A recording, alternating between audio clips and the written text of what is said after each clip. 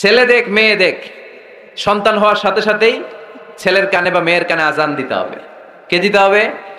আজান দিতে হবে। দেন না আপনারা? দিবেন নাকি ইমাম সাহেব হুজুর আসবে তারপরে দিবে বসে থাকেন?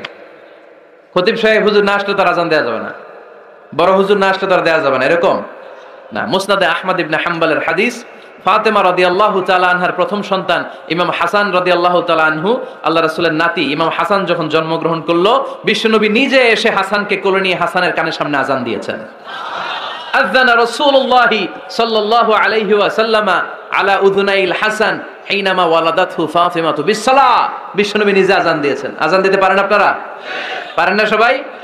আল্লাহু আকবার, আল্লাহু আকবার, আল্লাহু আকবার, আল্লাহু আকবার।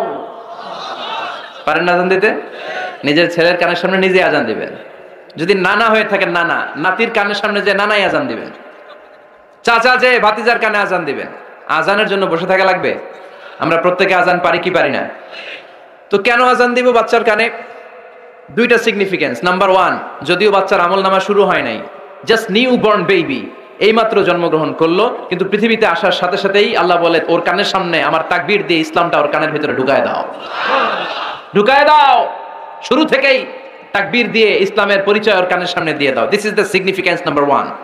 সিগনিফিকেন্স নাম্বার টু, এই পৃথিবীতে যখন কেউ আসে, শয়তান যে তার শত্রু, এসে ইয়াতানু ফি জামবাই ইবনে আদম, বনি আদমের দুই পা ধরে দুইটা গুতা মারে, আর বাচ্চা ওয়া ওয়া করে কেঁদে ওঠে।